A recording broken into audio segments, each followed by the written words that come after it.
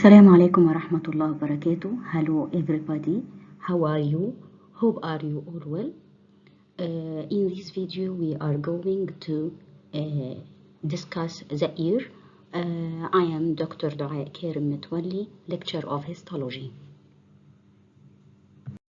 The ear is the organ for equilibrium and hearing. It is divided into three parts: the external ear, the middle ear, and the inner ear. External ear composed of the auricle, external auditory meatus, and tympanic membrane. It receives sound waves. The auricle collects the sound and transmit it through the external auditory meatus to tympanic membrane, which transmits sound waves to the ossicles of the middle ear, so it converts the sound waves into mechanical energy. The middle ear or tympanic cavity, it is an air-filled space located in the vitreous part of the temporal bone. It communicates posteriorly with the mastoid air sinus and anteriorly with the auditory tube or Ostichian tube. The ear contains two openings, three small bones, and two small muscles. The three small bones, also called auditory ossicles, they are the malleus, ancus, and stapes. They are covered by simple squamous epithelium as the rest of the middle ear, and these bony ossicles connect the eardrum to the oval window found on the medial wall of the middle ear. The two openings are found on the medial wall of the middle ear. They are the oval window and round window. The round window connect the middle ear and also the oval window connect the middle ear with the inner ear.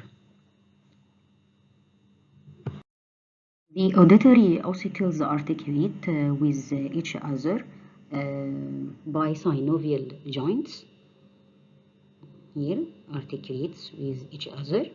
They act as a lever. They magnify the vibration received from tympanic membrane and conduct them to the oval window to the inner ear. So, any condition that prevents conduction of sound waves from the external ear through the middle ear into the organ of Corti. Organ of Corti is a specialized receptor for hearing. So, any condition like foreign body, otitis media, osteosclerosis may result in conductive deafness. Deafness as a result of defect in the conduction of the sound waves from external ear through the middle ear to the organ of Corti. Otitis media infection result in inflammation in the middle ear. Osteosclerosis occur due to fixation of the foot plates of stapes into the oval window. So any condition of this can prevent the conduction of sound waves to the inner ear, result in conductive deafness. The inner ear contains auditory apparatus and vestibular apparatus. Auditory apparatus contains the audio receptors for hearing, which is the organ of Corti, while the vestibular apparatus concerned with equilibrium. It is for balance and orientation of the head in space. The inner ear is a series of spaces within the temporal bone. Within the temporal bone. It is formed of two parts, bony part and membranous part, bony labyrinth and the membranous labyrinth. The bony labyrinth contains the membranous labyrinth. Bony labyrinth with membranous labyrinth inside this bony labyrinth. The bony labyrinth is a series of bony spaces within the temporal bone. It is filled with the perilymph, which is similar in composition to the cerebrospinal fluid and extracellular fluid, but with lower protein content. It suspends and protects the membranous labyrinth, as we mentioned that the membranous labyrinth is located within the bony labyrinth. This is membranous labyrinth located inside the bony labyrinth. The perilymph drains through a perilymphatic duct into subarachnoid space. The bony labyrinth has three components: the vestibule and the semicircular canals and the cochlea. The vestibule is the central part of the bony labyrinth. Its lateral wall contains the oval window and the round window. The semicircular canals, they are include superior and posterior and lateral, superior and posterior and lateral.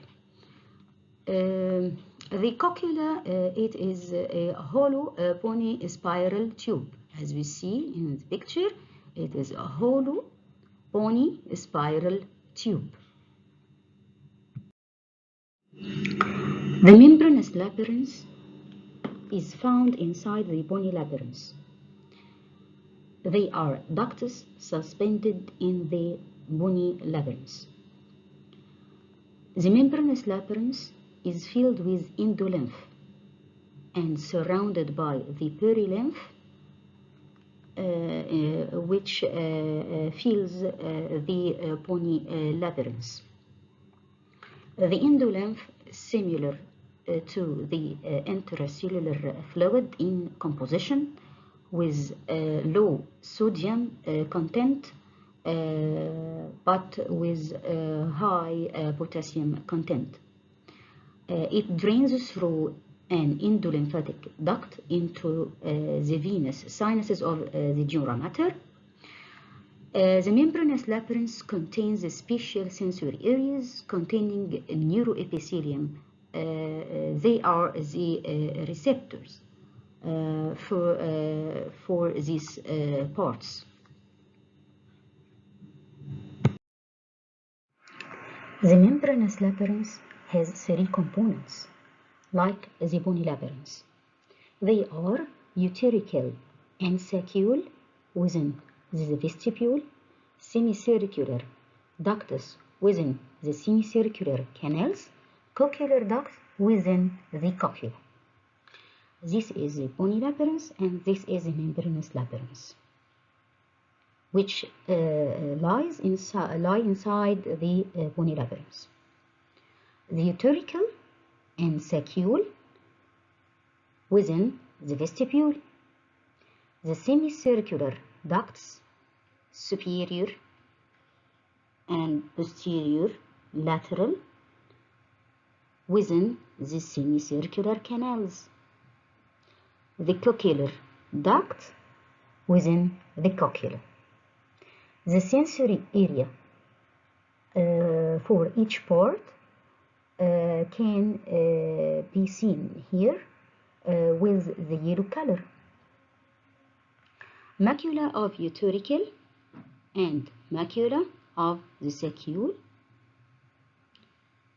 the crista ambularis of semicircular ducts, superior and lateral with posterior and posterior, organ of Corti for cochlear duct. Let's start with the vestibule. As we mentioned, it is the central part of the bony labyrinth. Its lateral wall contains the round and oval window. As we mentioned before, that the round and oval window are the opening leading to the inner ear, and they present on the medial wall of the middle ear. So here it presents on the lateral wall of the vestibule. It contains the membranous labyrinth, as we mentioned. They called utricle and saccule. Utricle and saccule. These are the membranous labyrinths lie within the vestibule, which is the bony labyrinth. The membranous labyrinth, utricle and saccule, are formed of thin sheaths of connective tissue lined by simple squamous epithelium, and they are bound to the bony vestibule by thin strands of connective tissue that contain blood vessels supplying the epithelium of the membranous labyrinth. They are connected to each other by the utericosaccular duct. Small ducts from utricle and saccule join to form the endolymphatic duct, which ends in the endolymphatic sac. It is a blind dilated end. The endolymphatic sac. The endolymphatic sac is responsible for drainage of the endolymph and clearing the debris from the endolymph by the phagocytotic cells that cross the epithelium. The endolymphatic sac, as we mentioned, is blind dilated end lined by tall columnar cells surrounded by connective tissue. The saccule is connected to the cochlea by port small duct called ductus reunions.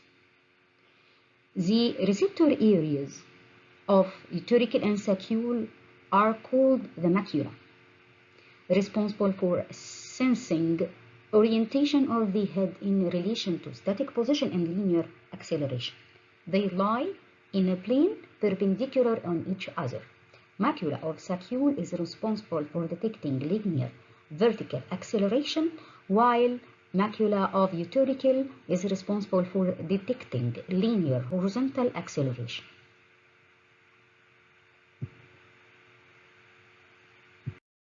Now let's know the structure of the macula. The macula is a specialized type of the epithelium. It is neuroepithelium composed of hair cells, supporting cells, and nerve endings. The hair cells are of two types, type 1 hair cells and type 2 hair cells. Type 1 hair cell, they are flask-shaped cells with rounded base and narrow apex. They contain basal rounded nuclei. It has a cup-shaped nerve ending. Cup-shaped nerve ending surrounding the base of the cell, as we see here. Type 2 hair cells, they are columnar in shape and they contact many afferent nerve endings. Both types of the cells contacts many afferent nerve endings called button endings. Also, they contain many mitochondria, supranuclear Golgi complex, and the apical borders of these cells have single kinocilium. The kinocilium is immotile cilium with 9 peripheral doublets and no central singlets. Adjacent to the kinocilium, there are 40 to 80 long rigid stereocilia of gradually decreasing length. Gradually decreasing length from the kinocilium to the other side. So the longest one lies beside the kinocilium. The other type of cells, they are the supporting cells. They are columnar cells lie in between or interposed between both types of the hair cells. They have a basal nuclei and few apical microvilli. They are connected to each other and to the hair cells by junctional complexes. They are responsible for support and nutrition of the hair cells and production of the autolytic membrane. Okay, as we mentioned that the structure of the macula, it is formed of hair cells. These are the hair cells. These flask-shaped cells are type 1, and these cells, which is columnar in shape, type 2, with the kinocilia and stereocilia on their apical parts. These cells between the hair cells are the supporting cells interposed between the hair cells. And this part is the autolytic membrane. The autolytic membrane is a thick gelatinous glycoprotein layer with calcium carbonate crystals on its surface. These crystals are also called otolith or autoconia.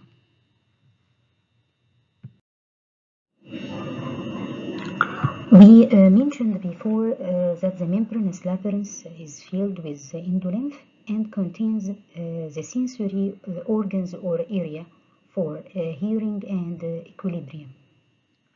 The sensory organs for equilibrium are macula of utricle and saccule and the crista ambularis. The macula of utricle and saccule lie in the membranous labyrinth, the utricle and saccule, while crista ambularis in the membranous labyrinth semicircular canals. Okay. The macula of utricle and saccule are responsible for detecting the linear movement. The macula of utricle responsible for horizontal acceleration, while the macula of the saccule detecting linear vertical acceleration. This is the membranous labyrinth. This is the macula of utricle or macula of the saccule, formed of neuroepithelium, which is consists of the hair cells and supporting cells with the kinocilia of and stereocilia of the hair cells, and this is the autolytic membrane. This structure is the macula, which is the sensory organ of equilibrium in utricle and saccule. This part is the endolymph surrounding this structure. Lie inside the utricle and saccule, the endolymph. How does the macula perform its function? Okay, let's now know how macula perform its function. how macula detect the linear movement of the head, either horizontal or vertical linear movement. This occur as a result of displacement of the endolymph. The movement result in displacement of the endolymph. When we move, this result in displacement of the endolymph. And the displacement of the endolymph disturb the position of the otoliths within the autolytic membrane, leading to bending of the stereocilia. Bending of the stereocilia result in generation of action potential. This reaches the dendrites of the bipolar nerve cells in the vestibular ganglion to the vestibular part of the vestibulocopular nerve and the brain stem for orientation in space, and the cerebellum for equilibrium. Okay, the second part of the vestibular apparatus is semicircular canals, which are responsible for detecting the rotational movement or the angular acceleration of the head.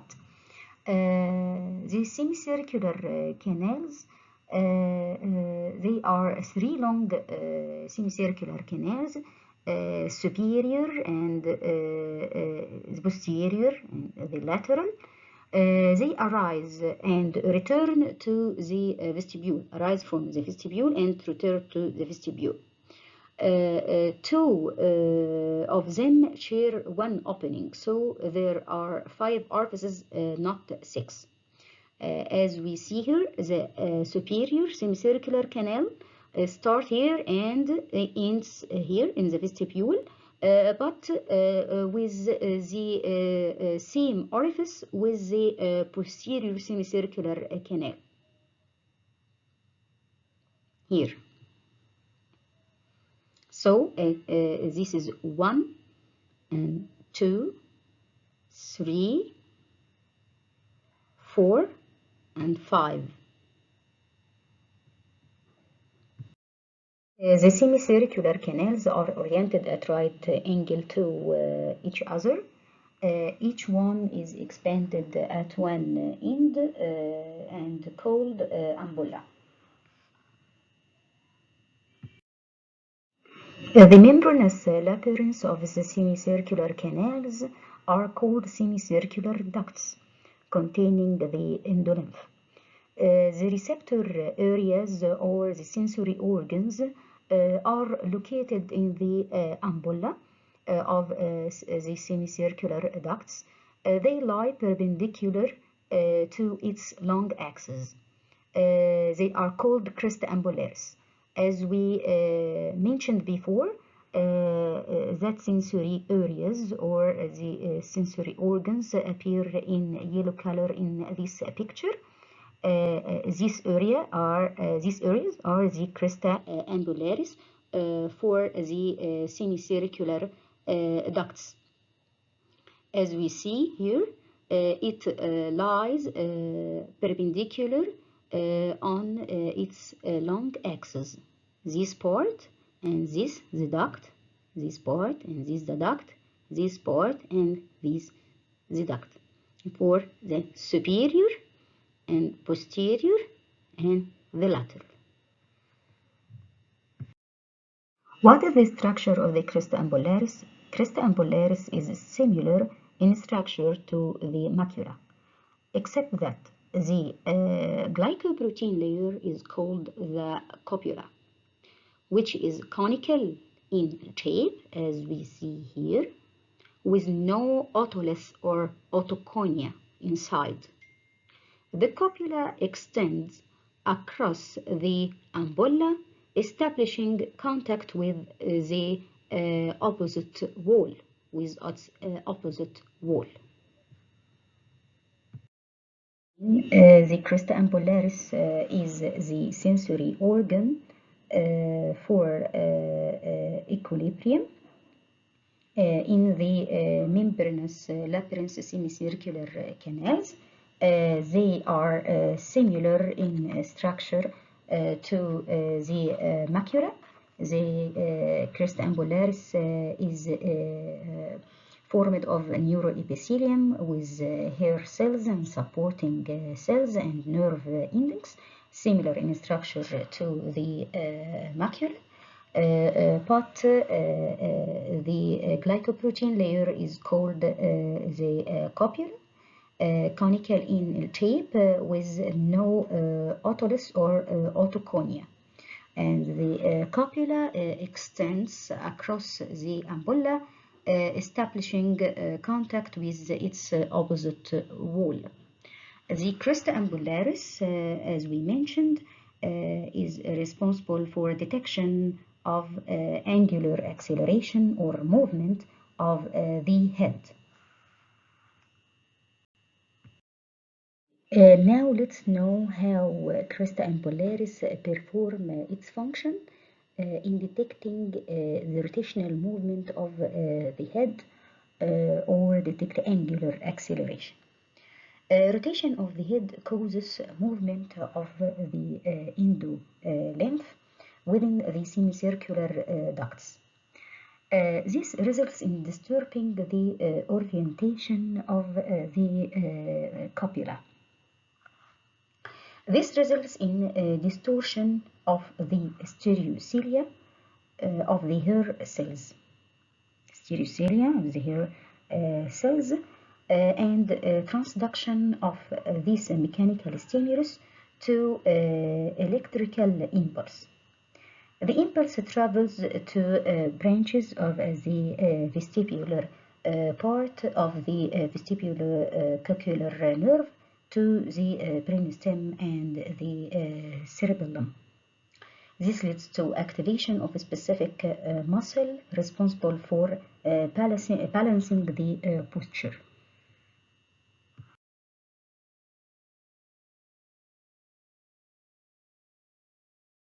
So the medical conditions, vertigo or dizziness, which is a sense of the body rotating and lack of equilibrium, can be caused by inflammation of the inner ear or neurologic conditions causing dysfunctional activity in the vestibular system.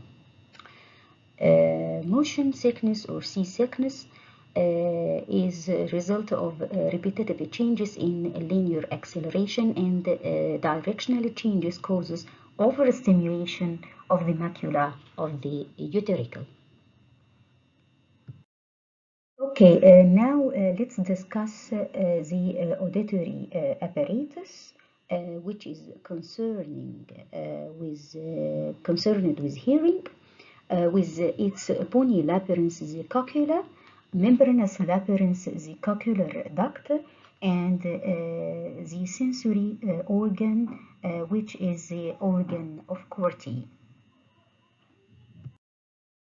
The cochlea, which is the bony labyrinth of the auditory apparatus, is a hollow bony spiral tube.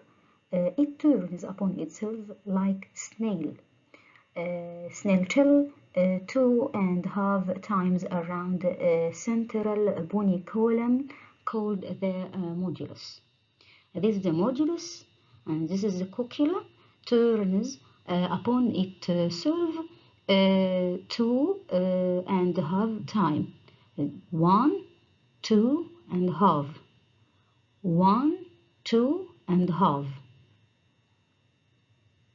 Around central bony column. This is the modulus.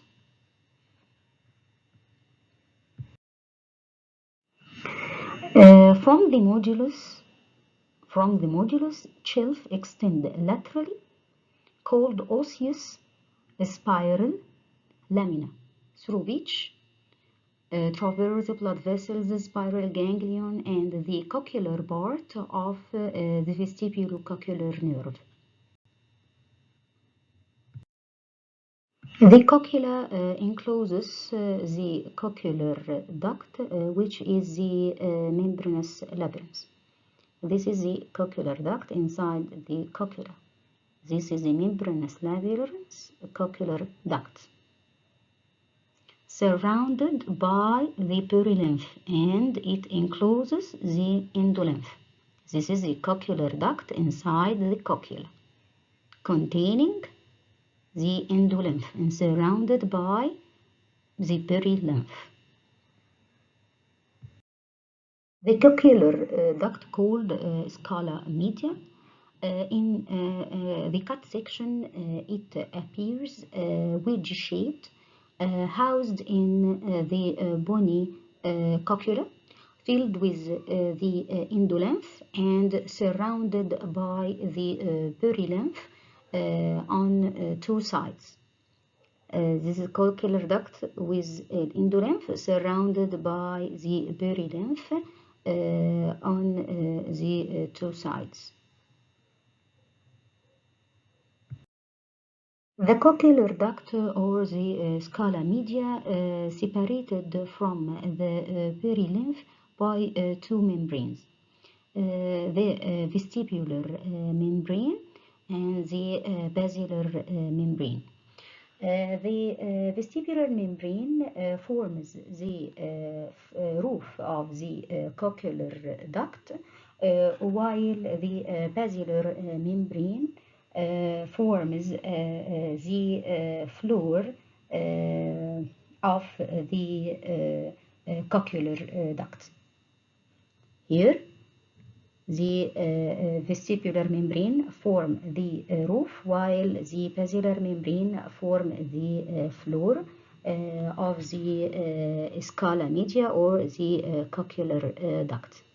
And this part, this canal called vestibular canal, and the other side called tympanic canal. The vestibular membrane or Reisiner's membrane forms the roof of the cochlear duct or the scala media, composed of two layers of squamous epithelium separated from each other by their basement membrane. While the basilar membrane forms the floor of the cochlear duct, extends from the osseous spiral lamina at the modulus to the spiral ligament on the lateral wall of the cochlear duct. It supports the sensory organ of hearing, the organ of Corti. Above the vestibular membrane is scala vestibuli, while below the basilar membrane is the scala tympani. Both contain perilymph. Both communicate via a small opening called helicoterema. In the cochlea, they communicate with each other via a small opening called helicoterema. The stria vascularis, it is an area of stratified epithelium covering the lateral wall of the cochlear duct. It is unusual in that it contains intraepithelial plexus of capillaries. The cells are ion transporting cells, and they are responsible for the characteristic ionic composition of the endolymph with high potassium levels. This is the stria vascularis. on the lateral wall of the cochlear duct.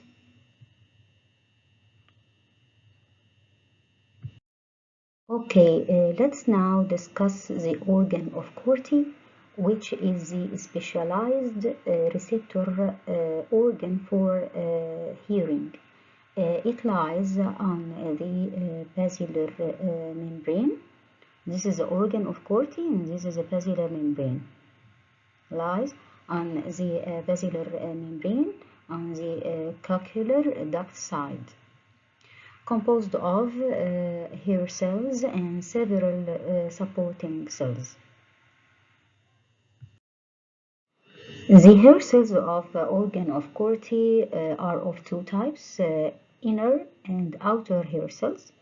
The inner hair cells formed of a single row of cells supported by inner pharyngeal cells.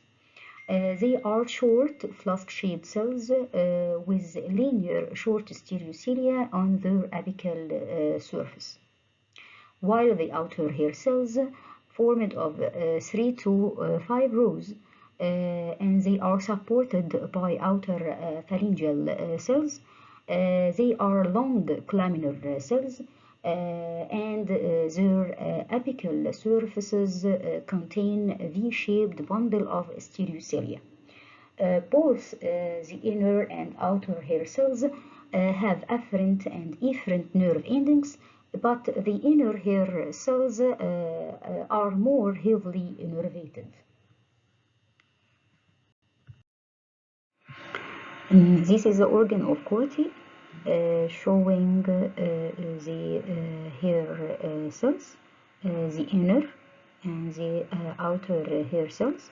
The inner hair cells appear short and flask-shaped, while the outer long and columnar. In this electron microscopic photo, we can see the stereocilia of the inner hair cells linear in shape, while for the outer hair cells appear V-shaped stereocilia on the apical surfaces of the outer hair cells. As we see here also, organ of Corti formed of other cells, supporting cells in between and surrounding the hair cells, and this is a tectorial membrane. The stereocilia of the hair cells are embedded in tectorial membrane secreted by the interdental cells covering the spiral limbus. The tectorial membrane is a vascular membrane formed of bundles of collagen fibers and rich in glycoproteins. What are the supporting cells of the organ of Corti? Supporting cells of organ of Corti include the inner and outer pillar cells.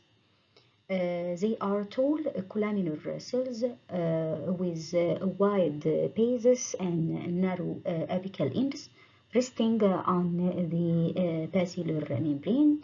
They are separated by inner tunnel of Corti, but their apices contact each other. Also, organ of Corti has pharyngeal cells. Pharyngeal cells, outer and inner pharyngeal cells. The outer pharyngeal cells they support the base of the outer hair cells by their cup-shaped apices.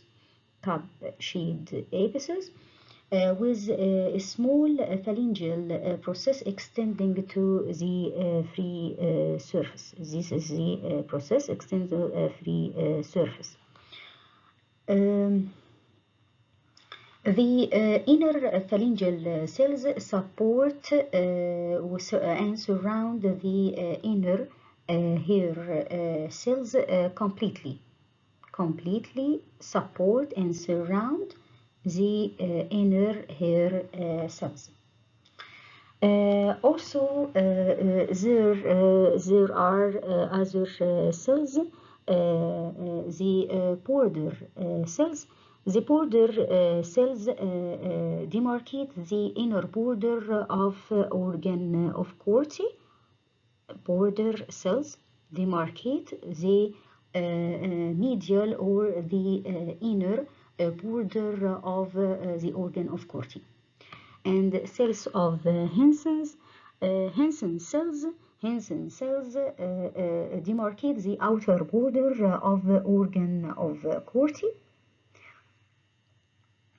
And cells of Claudius, this is cells of Claudius, lie lateral to cells of Hensen's and resting on underlying cells of Butcher.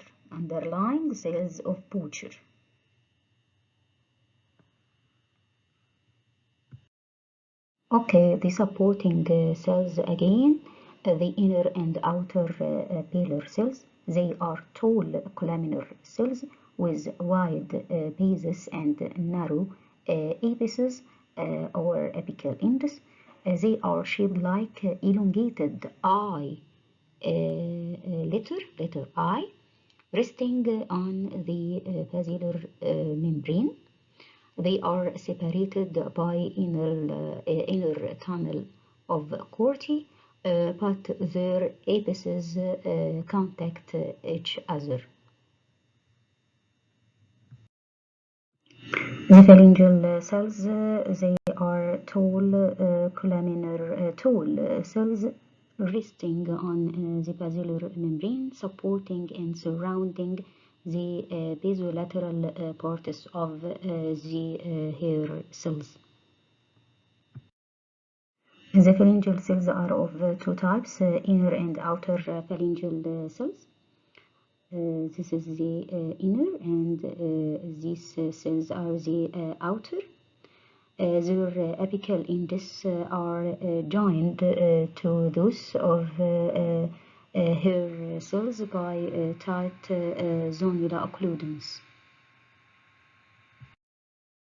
The border cells, as we mentioned, demarcate the inner border of organ of Corti, while cells of Hensen's demarcate its outer border. Cells of Claudius lie lateral to cells of Hensen's, resting on underlying cells of Butcher. Okay, now let's know the mechanism of hearing. The sound passes from the external ear, then the middle ear, then through the oval window to scala vestibuli and tympani. The auricle of the external ear collect the sound waves, pass it through the external auditory meatus, and then they are received by the tympanic membrane, which vibrates and converts the sound waves into mechanical energy. Then pass to the middle ear, which is responsible for amplification of this energy.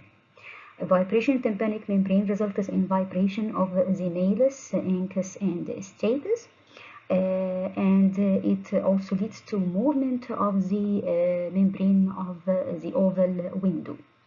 The oval window, resulting in transmission of the pressure waves across scala vestibuli. The basilar membrane vibrates and moves towards scala tympani, leading to movement of the stereocilia. This is the basilar membrane.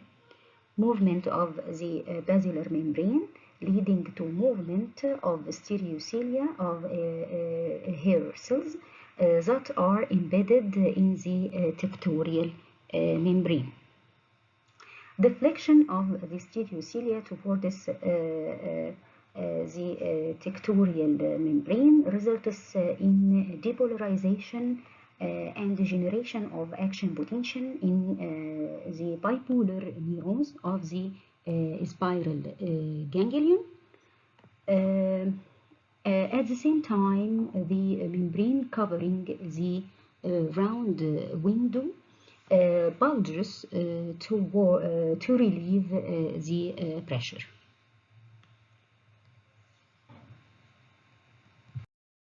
Sensory neural deafness is a condition can be congenital or acquired. Occurs due to defects in any structure or cell from the cochlea to auditory centers in the brain. Commonly involves loss of hair cells or nerve degeneration. Thank you so much for your listening.